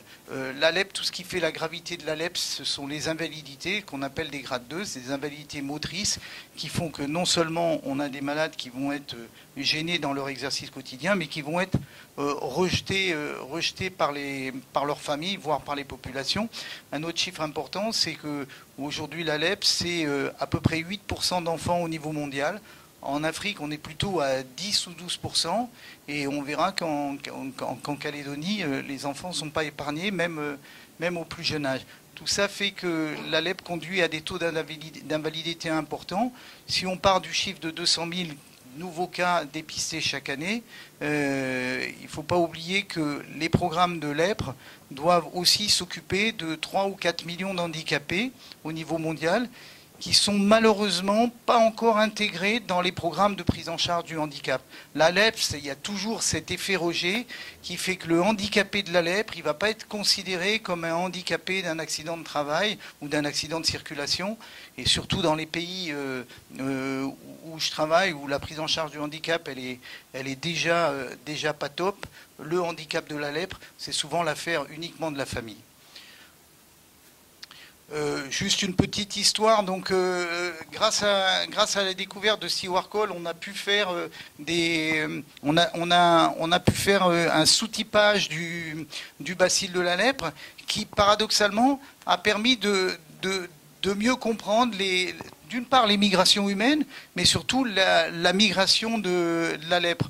Donc les dernières données, on pense que la lèpre, elle a été à l'origine plutôt en Afrique de l'Est et au Moyen-Orient. Ensuite, elle a migré avec les populations vers l'Asie.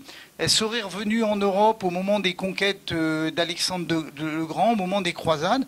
Ensuite, la dissémination sur l'Afrique par la traite, l'esclavage. Et puis, bien sûr, cette traite de l'esclavage et la colonisation de l'Afrique, et ensuite la traite des esclaves qui l'a ramené aux Antilles, puis aux Amériques. Sur le Pacifique, elle serait, semble-t-il, venue de l'Asie. Et c'est le cas aussi pour Madagascar. Alors malgré ces couleurs qui peuvent laisser penser qu'il y a plusieurs sous-types, c'est un bacille très archaïque et contrairement par exemple à la tuberculose, on n'a aucune différence de pathogénie en gros sur la lèpre, quels que soient les sous-types. Les sous-types, c'est vraiment infinitésimal. En gros, c'est le même bacille qui circule. C'est des petites différences qui peuvent représenter beaucoup sur une couleur, mais en gros, le bacille, il est à peu près homogène. Et ce qui est aussi important, c'est que quand on retrouve des traces de bacilles très anciens, en fin de compte, c'est un bacille qui n'a pas évolué au fil des âges. Il est archaïque depuis très longtemps. Alors, la lèpre... c'est une maladie infectieuse, c'est facile à dire sur un parterre de professionnels de santé. C'est beaucoup plus difficile à faire comprendre auprès des malades, même ici en Nouvelle-Calédonie. Donc c'est quelque chose sur lequel on est obligé d'insister, que le mode de transmission, c'est une bactérie, c'est pas simple à faire passer le message dans les populations. Donc c'est une mycobactérie. En gros, les mycobactéries, il y a la lèpre, la tuberculose et il y a l'ulcère du Buruli. Il n'y en a pas en Calédonie, mais je crois qu'il y en a en Australie et en Nouvelle-Zélande. La particularité de la lèpre, c'est le bacille de la lèpre, il a un double tropisme, la peau, sur lequel on peut inclure les muqueuses, mais surtout le nerf. Donc double tropisme, la peau et les nerfs, et c'est l'atteinte nerveuse qui va faire que la lèpre devient une maladie grave. Et nous, au niveau de la DAS ici et au niveau de tous les professionnels qu'on rencontre, on veut insister là-dessus. On a besoin d'une approche dermatologique, mais on a surtout besoin d'une approche ici neurologique, parce que toute la gravité de la lèpre est liée à l'atteinte nerveuse. Et une bonne perception de l'atteinte nerveuse de la lèpre permet d'affiner le diagnostic, parce que le diagnostic de la lèpre, il n'est pas simple vu le polymorphisme dermatologique. Ce qui caractérise aussi le bacille de la lèpre, c'est que l'incubation est très longue, à l'instar de ce qui se passe sur la tuberculose. On peut avoir des incubations avec un range qui peut aller de 2 à 20 ans, avec des extrêmes à 30 ans. Ça a une implication en santé publique, en admettant que demain en Calédonie, on puisse traiter à 100% tous les malades qui se présentent et qu'on ait dépisté tous les malades. On va encore avoir des gens qui sont en incubation, d'où la grande difficulté à éradiquer cette maladie. L'OMS, il y a quelques années, a utilisé le terme d'élimination, qui était une erreur gravissime. Dans l'opinion publique, on a dit, mais l'OMS a déclaré dans les années 2000 que la lèpre était éliminée. C'était un peu du bidouillage des chiffres. On avait lancé des grandes campagnes pour éliminer la lèpre et on a réduit la prévalence. Et en fin de compte, on a laissé tout tomber. Et en fin de compte, la physiopathogénie du bacille a fait que ça a rebondi. Voilà. Donc ici, quelques formes de symptômes de lèpre, des macules réparties, macules planes, qui peuvent de temps en temps avoir une surélévation des bords. À l'extrémité, une autre forme de lèpre, c'est une forme avec des nodules qui peuvent être confluents. Ça, c'est ce qu'on appelle le faciès léonien. Ça paraît horrible et d'un autre temps. Moi, j'ai encore dépisté un enfant avec ce faciès au Tchad l'année dernière. Et je crois qu'ici, en Calédonie, il y a encore eu 1 ou 2 cas comme ça ces dernières années. Voilà. En bas, c'est une griffe médiocubitale. C'est une atteinte du nerf cubital et du nerf médian qui fait que le patient a une griffe. Alors, si la griffe est souple, ça va peut-être être réparable. Si la griffe est fixée, c'est un handicapé à vie. On peut continuer. Donc la contamination, on l'a dit, c'est une contamination essentiellement d'hommes malades vers le contact. Ça, c'est une image que j'utilise sur la tuberculose. C'est pas tout à fait pareil. Il n'y a pas un effort de toux comme un malade tuberculeux qui va ressortir sa toux au niveau des poumons. Mais sur la lèpre, le bacille, il est enchâssé au niveau de la muqueuse nasale. Et au décours d'un éternuement, il peut y avoir une échappée de bacille dans la nature. On a parlé du tatou. Ce qu'on peut rajouter aussi, c'est que on sait aujourd'hui que la vaccination par le BCG, même si elle n'est pas très efficace, elle est aussi peu efficace qu'elle l'est sur la tuberculose. C'est-à-dire on a un vaccin BCG qui n'est pas très efficace sur la tuberculose. Pour rappel, il protège les formes graves de l'enfant. Et sur la lèpre, statistiquement, on a moins de complications et moins de lèpre chez les enfants quand il y a une vaccination BCG. Ça reste un mauvais vaccin, mais c'est la seule chose qu'on ait comme vaccin aujourd'hui. Donc, les facteurs prédisposants, les facteurs génétiques, je ne vais pas m'étendre là-dessus parce que c'est très compliqué, mais on sait qu'il y a des facteurs prédisposants génétiques maintenant. Les autres facteurs prédisposants, c'est la promiscuité, maladie infectieuse, transmissible, mais très faiblement transmissible. La contagion, elle est extrêmement faible. Moi qui travaille avec des malades de la lèpre, avant qu'ils soient traités, je ne me protège pas et je connais personne qui se protège. On n'a pas vraiment besoin de se protéger. On considère aujourd'hui, ça reste des statistiques, mais pour risquer de se contaminer auprès d'un patient souffrant d'une lèpre contagieuse, toutes les lèpres ne sont pas contagieuses, il faudrait un contact de promiscuité d'au moins 1 mois avec un contact de 8 à 10 heures par jour. Donc c'est pour ça que la lèpre, c'est souvent considéré comme une maladie héréditaire parce que c'est une maladie familiale parce que contagion familial, promiscuité familiale, pauvreté familiale. Voilà. Par contre, au niveau de l'expression clinique de la lèpre, l'immunité a un rôle absolument majeur. On va avoir des expressions cliniques au sein des familles qui vont être complètement différentes selon l'immunité. Pour mémoire, des jumeaux homozygotes feront toujours le même forme de lèpre.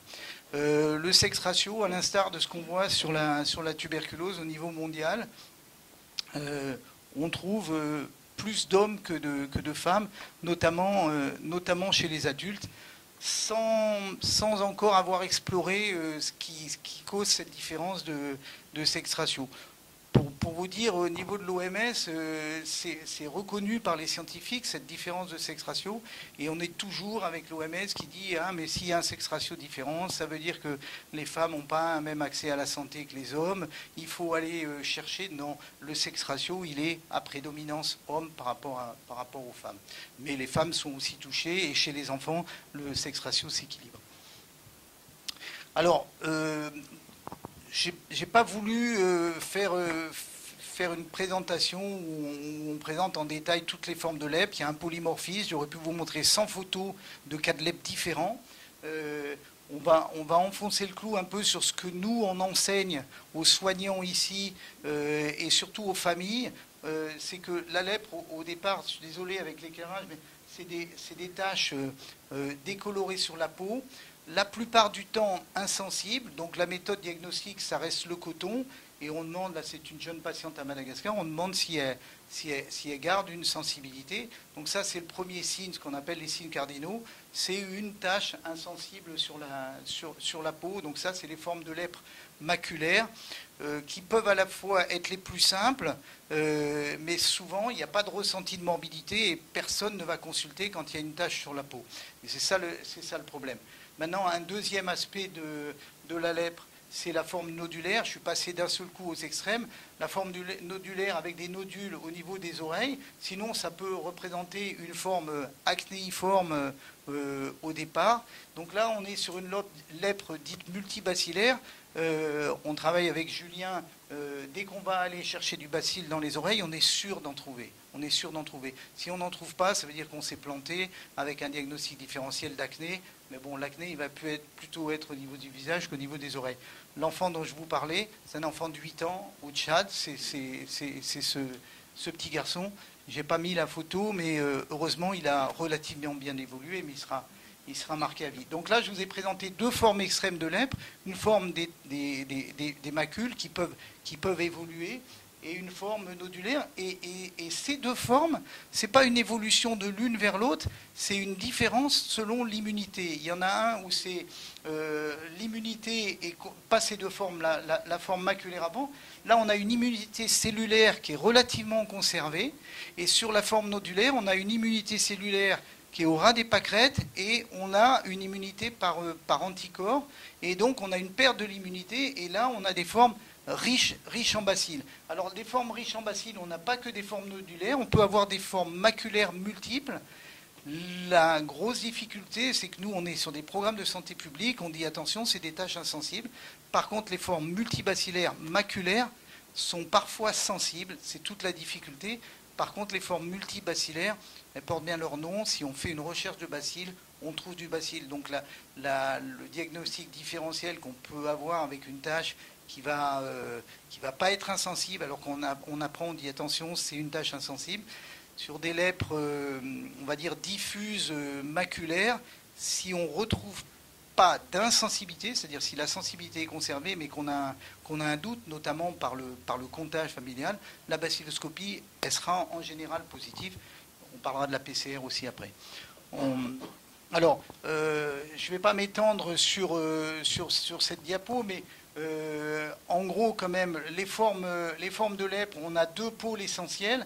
Un pôle qu'on appelle le pôle tuberculoïde, avec une bonne conservation de l'immunité cellulaire, et le pôle inverse, donc les formes lépromateuses, et notamment le faciès léonien dont j'ai parlé. Donc ça, c'est des formes où les défenses immunitaires cellulaires se sont effondrées.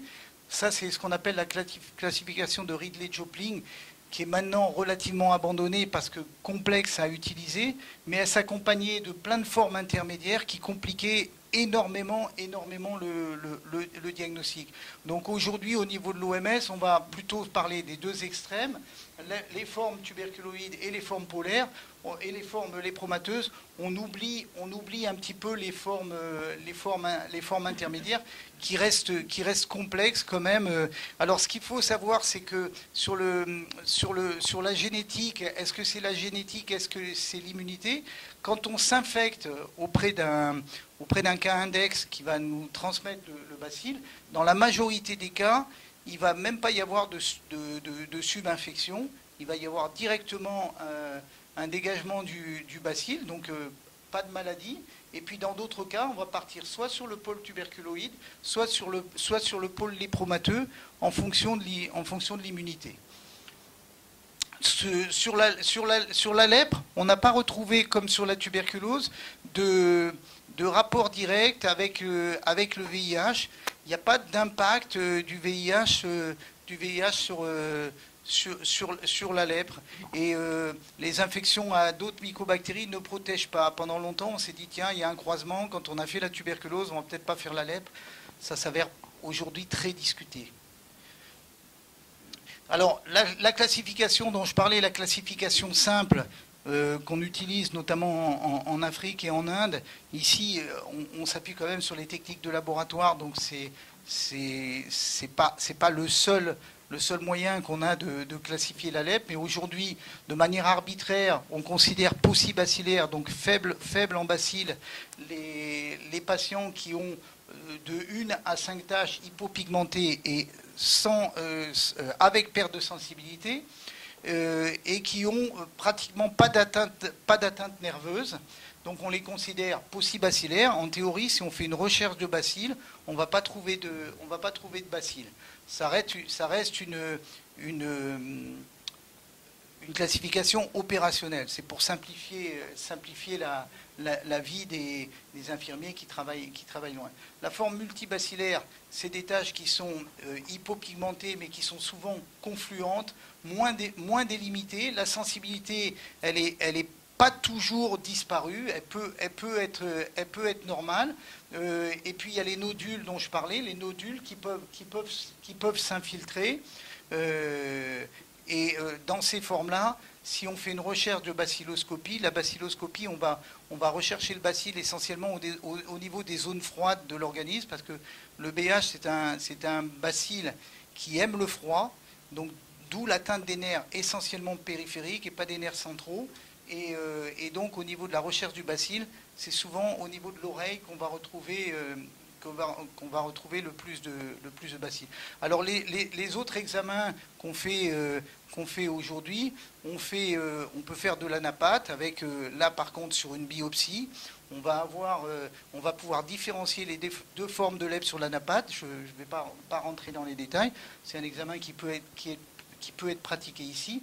On fait de la PCR, qui est un bon indicateur de diagnostic et surtout pas un bon indicateur de suivi, parce que la PCR, elle peut être positive bien après la guérison du malade.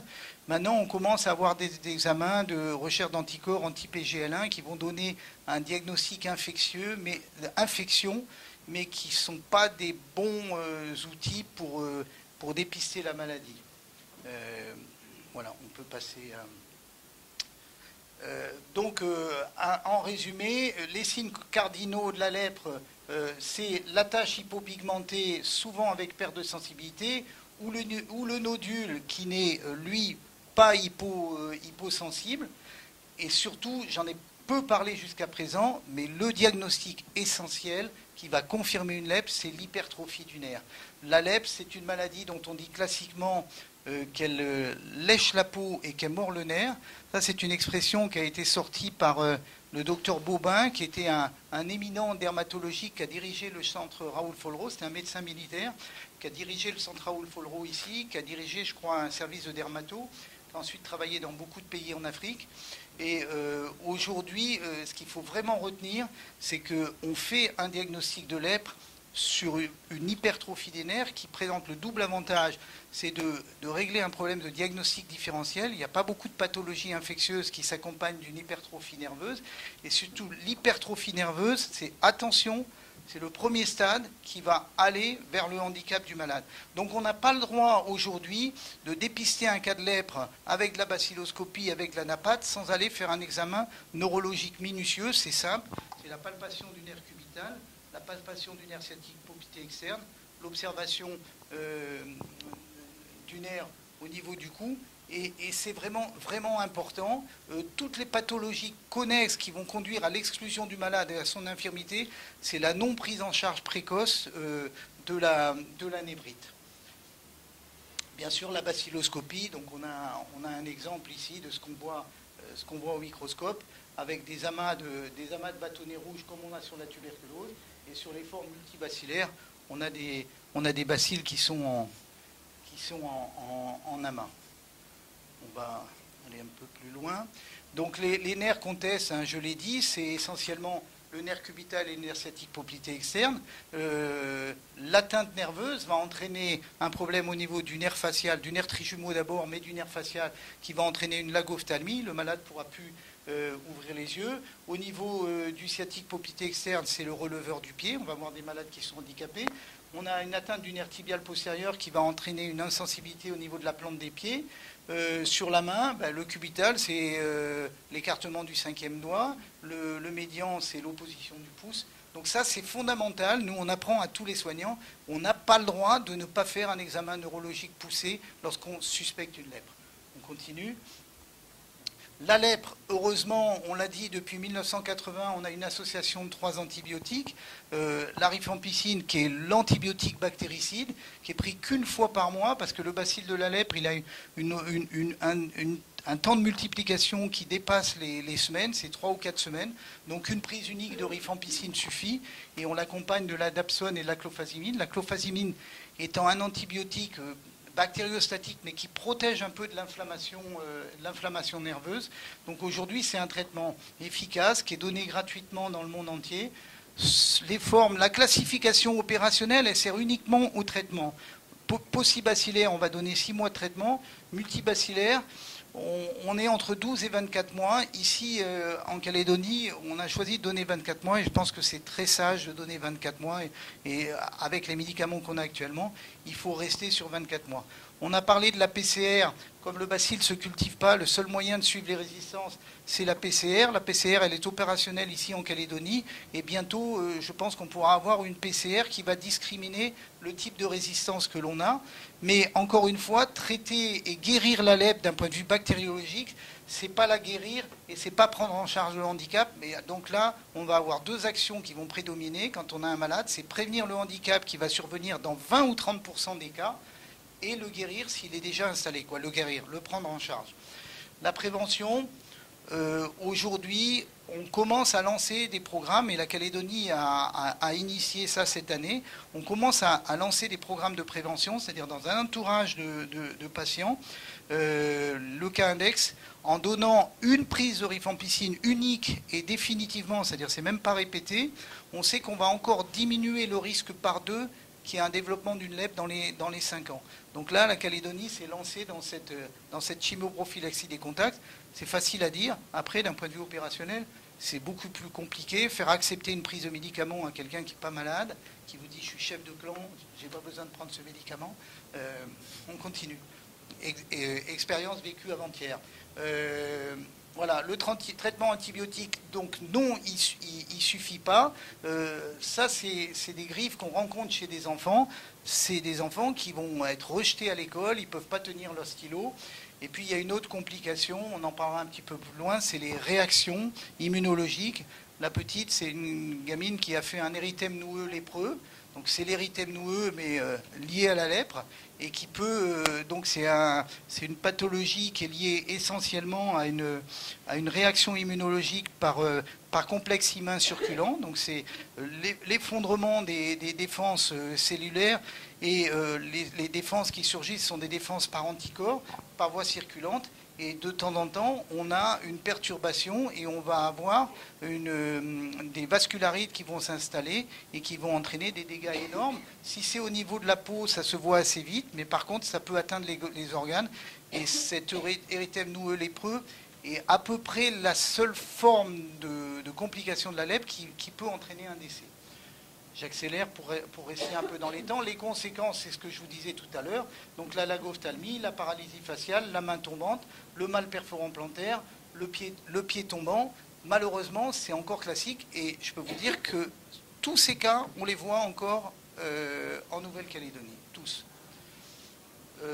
Un peu moins de lagophtalmie, mais ça nous a été décrit par des familles de malades qui avaient vu leurs parents avec des lagophtalmies il y a quelques années. On peut accélérer.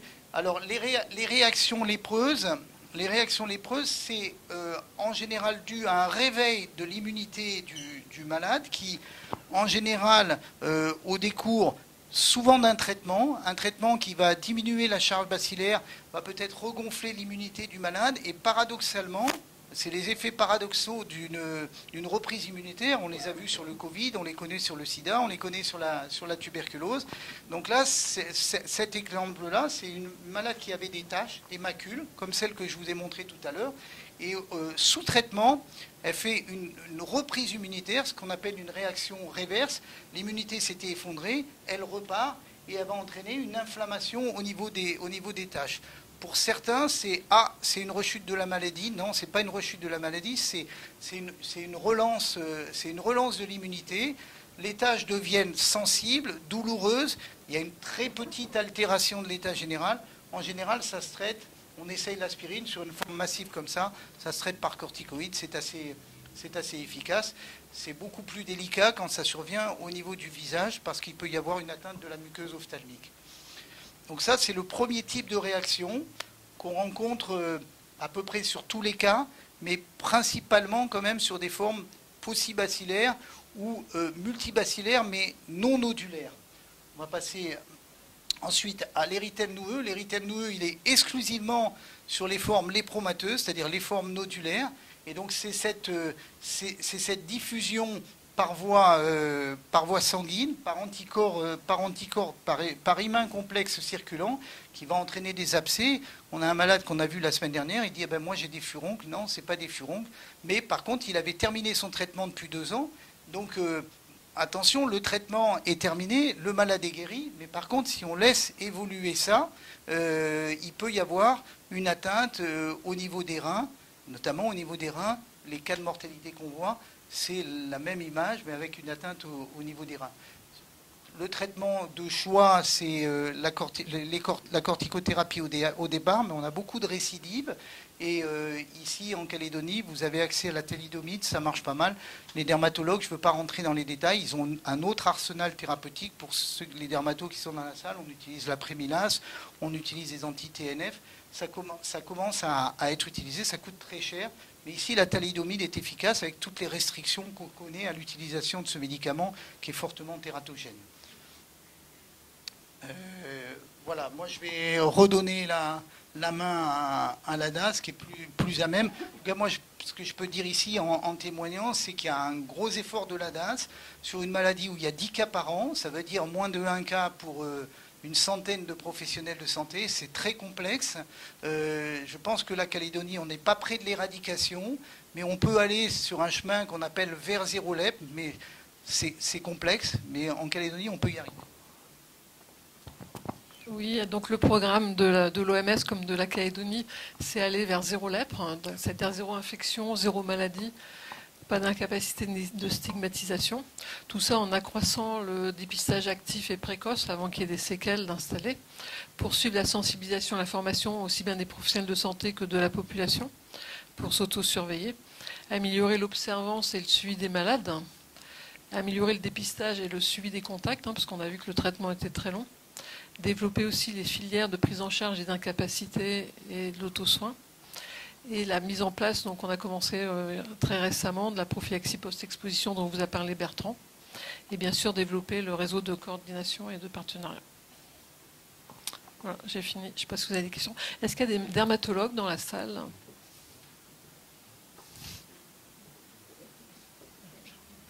Ok. Bon, je ne sais pas s'il y a des questions. Bonsoir à tous. Donc moi je vais vous parler d'un petit cas clinique pour vous parler donc de la lèpre sur le territoire. Donc il s'agit de monsieur P. Jean-Baptiste, qui est originaire de Canala. Il est hospitalisé mi-juillet de l'année précédente pour une hypoesthésie et déficit moteur du membre inférieur gauche.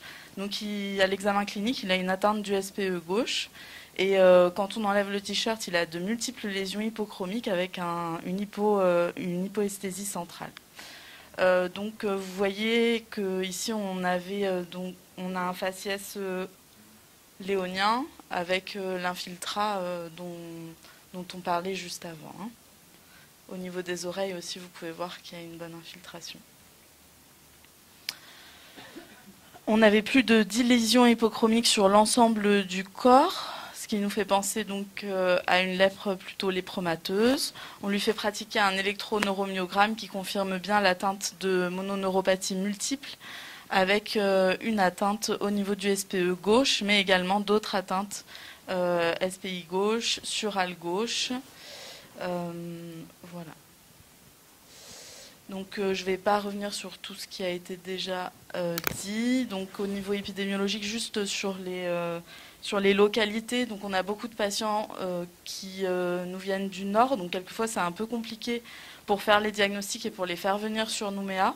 Donc nous on y va maintenant tous les 2 mois sur Koné et on essaye de faire des diagnostics sur Koné si possible. On amène le matériel pour les prélever et faire les biopsies cutanées dans le nord.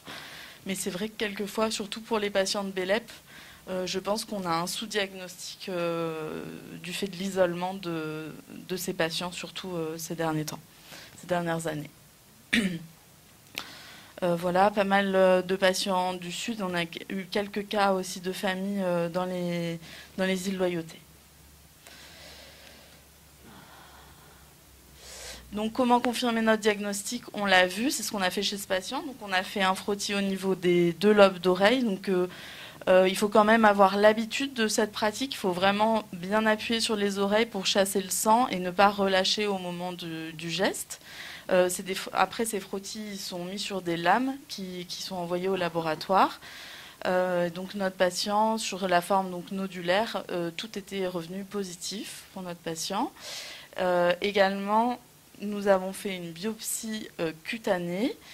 Donc c'est un peu systématique pour tous nos patients. On fait une biopsie cutanée, on envoie la moitié en anapathe et l'autre moitié, on l'envoie pour une PCR. Donc maintenant, elle est faite localement de PCR de la lèpre. Et une autre partie est envoyée au centre de référence à Paris pour tester les gènes des résistances. Parce qu'on a quelques cas quand même de résistance sur le territoire. Donc la biopsie cutanée va nous confirmer la lèpre, mais également le type, hein, comme on l'a dit, elle peut grâce à l'anapathe, différencier donc les différents types de lèpre. Et donc on est bien dans le cadre d'une lèpre lépromateuse chez notre patient, confirmée par l'anapathe. Donc là, c'est les différents tableaux. Donc ça vient du Pili Tropical qui est gratuit. Tout le monde a accès sur Internet, qui a été refait en 2022, qui est très bien fait.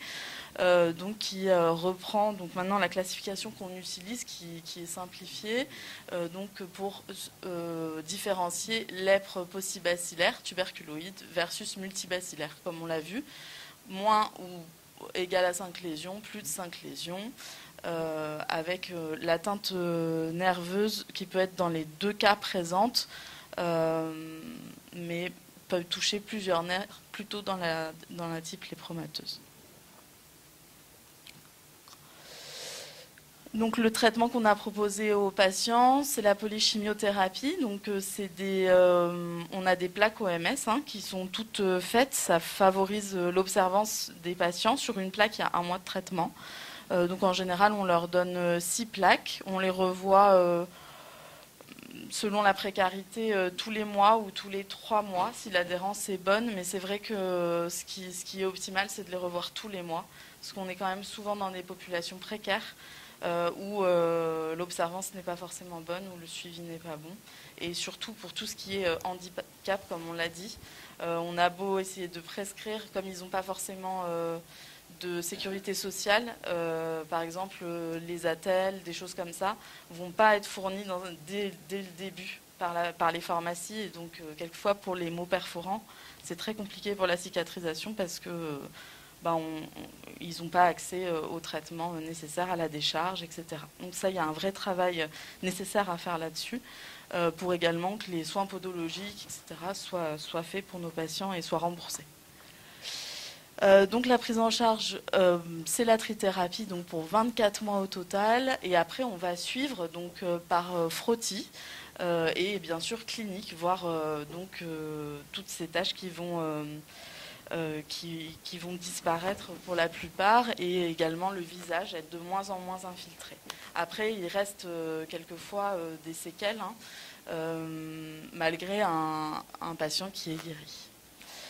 On fait une surveillance biologique mensuelle sous traitement, en sachant qu'il peut y avoir donc de la toxicité hépatique, c'est surtout ça qu'on va suivre.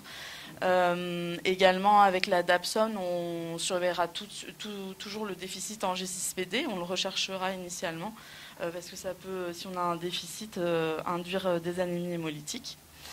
Et comme je vous disais, la surveillance clinique, donc tous les mois, tous les 2 mois. Moi, je les vois maintenant tous les mois. Comme ça, je sais qu'il y a une bonne adhésion. Et pour les patients qui sont dans le Nord, je me mets à la téléconsultation parce qu'au final, sinon, ils ne venaient pas au rendez-vous. Donc, j'essaye au moins de les avoir au téléphone et on fait le point ensemble. Donc, pour notre patient, je l'ai revu tout récemment, le 10 avril. Et je l'avais vu un mois auparavant. Il présentait donc une réaction de réverse de type 2 avec des érythèmes noueux. Ils s'en plaignaient pas forcément, mais ça faisait déjà 1 an qu'ils évoluaient. Donc j'avais introduit la corticothérapie.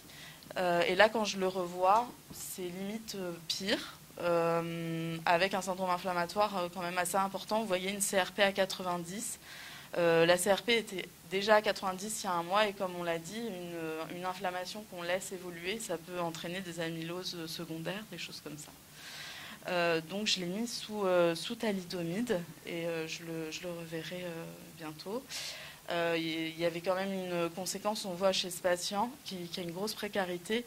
Il avait perdu 5 kilos par rapport à novembre quand je l'ai vu, et il n'avait toujours pas eu accès à ses compléments alimentaires. Voilà, pour des problèmes de pharmacie qui ne lui donnent pas les compléments. Donc juste un petit tableau pour reprendre les réactions réverses qu'on a vues. La type 1, donc comme on l'a vu plutôt, ça peut être, on peut le voir au diagnostic ou sous la mise sous traitement, avec des patients qui vont être, on va voir qu'ils vont avoir un nerf qui est en souffrance. Si on fait un électroneuromyogramme, avec l'inflammation, on peut voir qu'il y a des blocs de conduction. Si les blocs de conduction sont présents à l'électroneuromyogramme, il faut bien en discuter avec les chirurgiens pour une décompression du nerf. C'est pour ça que dès qu'il y a des atteintes nerveuses quand même assez importantes, on met volontiers de la corticothérapie à l'introduction du traitement. Et pour les réactions de type 2, donc qu'on a vu chez notre patient, donc avec les érythèmes noueux, on arrive souvent à devoir mettre du thalidomide, et même s'ils sont guéris de leur lèpre, ça nous arrive de devoir donc poursuivre le thalidomide au long cours également. Donc là, je vous ai mis juste quelques images pour vous montrer que ça peut prendre donc, des aspects très différents par rapport aux lésions qu'on voit. Et c'est vrai qu'on voit souvent des images sur peau noire, mais ça peut très bien atteindre les populations à peau blanche. Et là, c'est vrai que ça a un autre aspect.